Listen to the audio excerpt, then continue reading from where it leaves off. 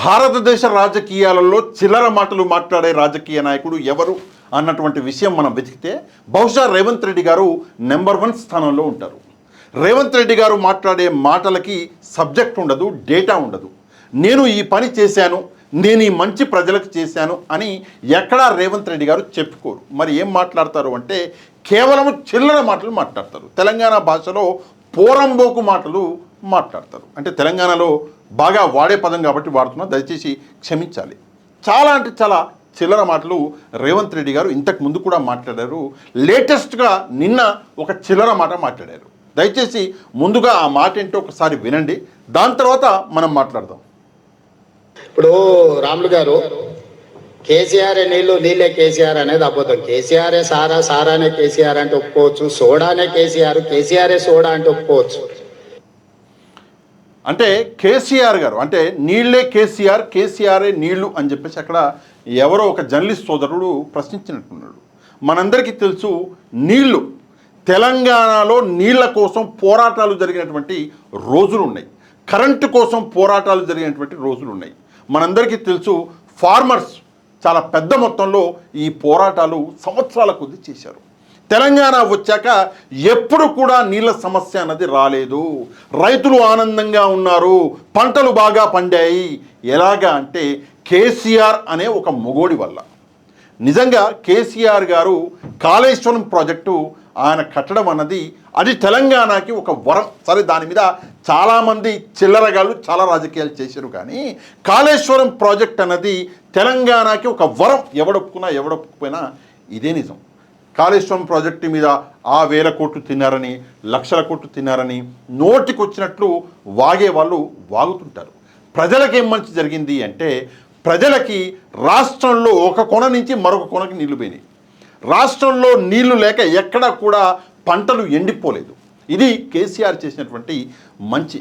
కేసీఆర్ హయాంలో ఎప్పుడూ కూడా కరెంటు లేదు అని ఒక రైతు బాధపడినటువంటి రోజులు లేవు. నిజంగానే నీళ్ళంటే కేసీఆర్, కేసీఆర్ అంటే నీళ్ళు. మనందరికీ తెలుసు, ఆంధ్రప్రదేశ్లో ఒక ప్రాజెక్టు మా నాన్న మళ్ళీ మా నాన్న అంత పెద్ద ప్రాజెక్టు పోలవరం ప్రాజెక్టు. ఇప్పటిదాకా పోలవరం అన్నది ఒక కలగానే మిగిలిపోయింది. కానీ కేసీఆర్ అనేటోడు కేవలం 3.5 సంవత్సరాలలో కాళేశ్వరం కట్టేసి నిజంగా ప్రపంచంలో ఒక రికార్డును స్థాపించాడు. నేను రేవంత్ రెడ్డి గారిని ఒకటే విషయం అడగాలి. ఏంటి అంటే, మీరు వచ్చి అధికారంలోకి వచ్చి దాదాపుగా 2.5 సంవత్సరాలు పూర్తయినాయి. ఇంతవరకు నేను ఈ పని చేశాను అని చెప్పుకోవడానికి ఏమన్నా ఉందా సార్? దయచేసి అంటే రైతులకి నీళ్ళకి సంబంధించి ఒకసారి చెప్పండి.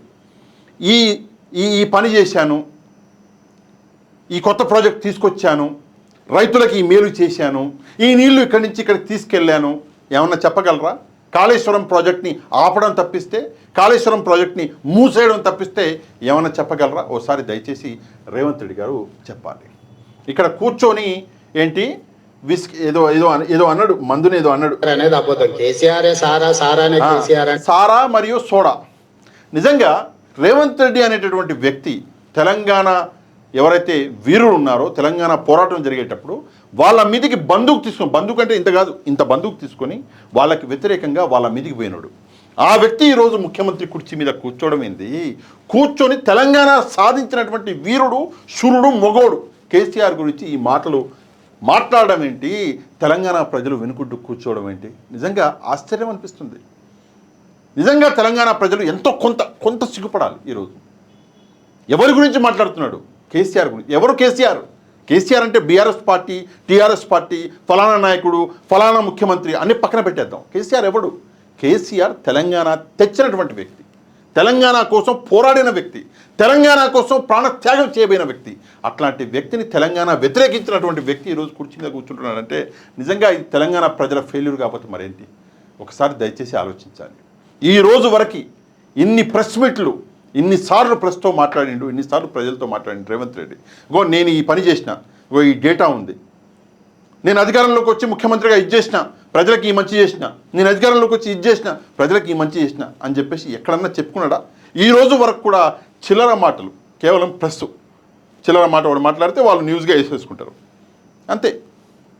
ఈయన సారా సిగ్గుండాలి. ఈరోజే న్యూస్ పేపర్లో చదివా, చూడండి ఫుల్ బాటిల్ 80 పెంపు, ప్రీమియం బ్రాండ్లు అయితే 120 రూపాయల పెంపు, 15 నుంచి మద్యం ధరల పెంపు. తెలంగాణలో మద్యం ధరల పెంపు.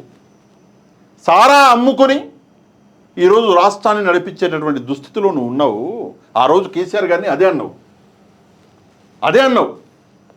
ఈరోజు నువ్వు చేస్తుంది అదే. మళ్ళీ మాట్లాడితే అదే సారా అంటావు.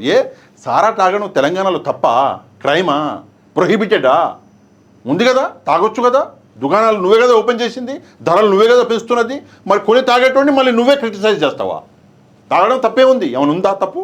అదేమైనా క్రైమా, అదేమైనా మర్డరా, అదేమైనా దొంగతనమా? కూర్చొని వయసులో పెద్ద వ్యక్తి, తెలంగాణ తెచ్చిన వ్యక్తి, తెలంగాణకి మొదటి ముఖ్యమంత్రి గురించి నువ్వు ఇట్లా మాట్లాడతావా? నిజంగా సిగ్గుపడాలి రేవంత్ రెడ్డి గారు. రాజకీయాలు చేయండి. నేను కేసీఆర్ కాళేశ్వరం తెచ్చిండు, నేను ఇంకోటి తీసుకొస్తా అంతకంటే పెద్దదని చెప్పండి, ఒప్పుకోవచ్చు. కేసీఆర్ ఫలానా రోడ్డు కట్టిండు, నేను అంతకంటే బాగా కడతా అని చెప్పండి. కేసీఆర్ ఇలా జీవితాలు మార్చిండు, నేను అంతకంటే బాగా చేస్తా అని చెప్పండి. కేసీఆర్ ఊర్లు మార్చిండు, నేను ఇంకా బాగా మారుస్తా అని చెప్పండి. కేసీఆర్ పట్టణాలు కట్టిండు, నేను ఇంకా కడతా అని చెప్పండి. కేసీఆర్ ప్రజల జీవితాలని మార్చేసిండు, ప్రజల విద్యా వ్యవస్థను మార్చేసిండు, వైద్య వ్యవస్థను మార్చేసిండు, అంతకంటే బాగా నేను చేస్తా అని చెప్పండి. అంతేకాని ఇట్లాంటి మాటలు మాట్లాడితే రేపు పొద్దున సమాజం ఏమవుతుంది? ఒకసారి ఆలోచించండి.